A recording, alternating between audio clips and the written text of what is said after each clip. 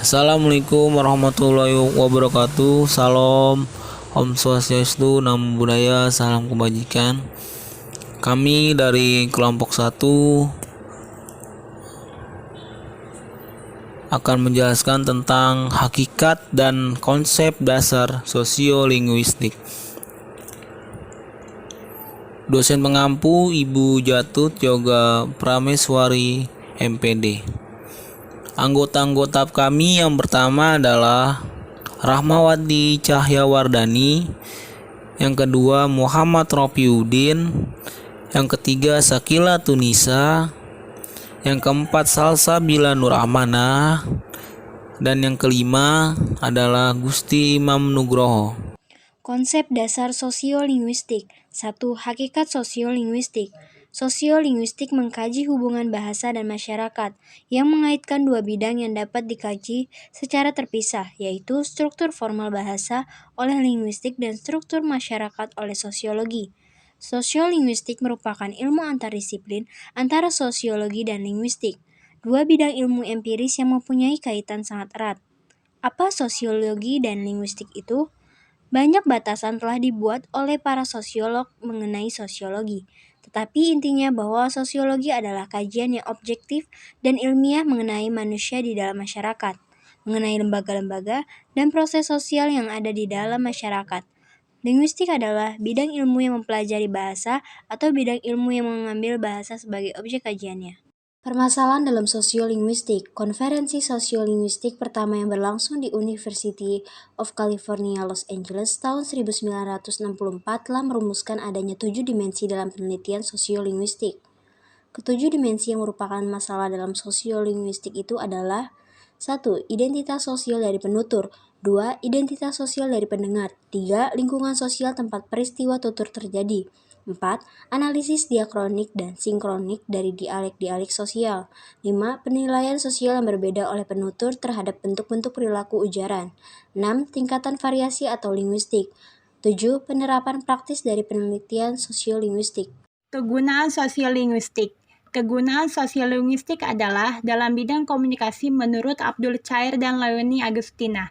Maksudnya adalah sosiolinguistik akan memberikan pedoman dalam berkomunikasi dengan menunjukkan bahasa, ragam bahasa atau gaya bahasa apa yang harus dipakai seseorang bila berbicara dengan orang lain. Kegunaan sosiolinguistik bagi masyarakat secara praktis sangat banyak, karena bahasa sebagai alat komunikasi verbal manusia yang tentunya mempunyai aturan-aturan tertentu. Dalam kaitan penggunaan, sosiolinguistik memberikan pengetahuan bagaimana cara menggunakan bahasa. Sosiolinguistik juga memberi penjelasan bagaimana menggunakan bahasa itu dalam aspek atau segi sosial tertentu. Seperti yang dirumuskan oleh Fishman bahwa yang dipersoalkan dalam sosiolinguistik adalah who speak, what language, to whom, when, and to what end.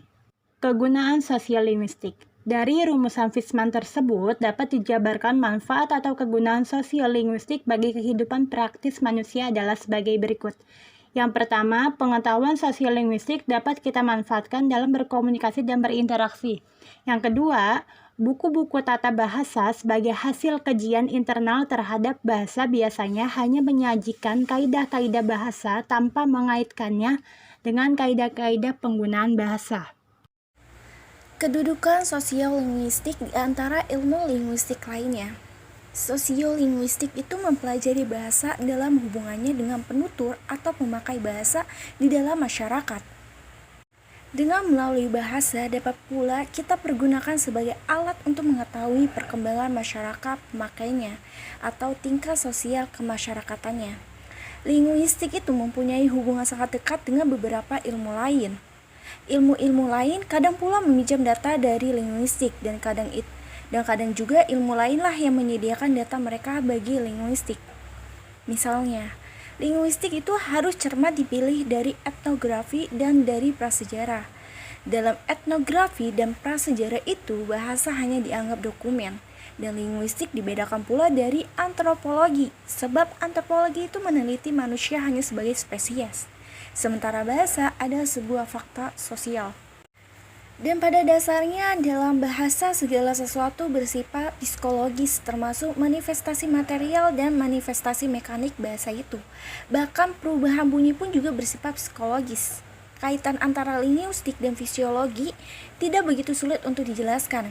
Hubungan mereka bersifat unilateral. Artinya, penelitian bahasa membutuhkan fisiologi untuk menjelaskan bunyi bahasa, tetapi fisiologi sama sekali tidak membutuhkan linguistik untuk mengurus bunyi tersebut. Bagaimanapun, tidak mungkin dua disiplin itu bisa dijadikan satu. Apa yang esensial bagi bahasa sama sekali asing terhadap karakter fonik tanda linguistik. Kesimpulannya, sosiolinguistik merupakan ilmu antardisiplin antara sosiologi dan linguistik. Dua bidang ilmu empiris yang mempunyai kaitan sangat erat. Apa sosiologi dan linguistik itu? Banyak batasan telah dibuat oleh para sosiolog mengenai sosiologi. Tetapi, inti bahwa sosiologi adalah kajian yang objektif dan ilmiah mengenai manusia di dalam masyarakat.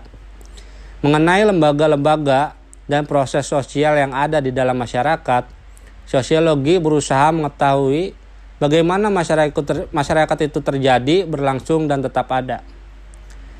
Dengan mempelajari lembaga-lembaga sosial dan segala masalah sosial dalam satu masyarakat, akan diketahui cara-cara manusia menyesuaikan diri dengan lingkungannya. Bagaimana mereka bersosialisasi dan menempatkan diri di dalam tempatnya masing-masing di dalam masyarakat. Lingkungan adalah bidang ilmu yang mempelajari bahasa, atau bidang ilmu yang mengambil bahasa sebagai objek kajian. Dengan demikian, secara mudah dapat dikatakan bahwa sosiolinguistik adalah bidang ilmu antardisiplin yang mempelajari bahasa dan kaitan dengan pengguna bahasa itu di dalam masyarakat. Sosiolinguistik dapat didefinisikan sebagai kajian tentang bahasa dalam hubungannya dengan masyarakat, dan istilah ini yang akan digunakan dalam makalah ini. Dari Jakarta ke Surabaya, malam hari baru berangkat. Sekian presentasi dari kelompok saya. Semoga bermanfaat. Assalamualaikum warahmatullahi wabarakatuh.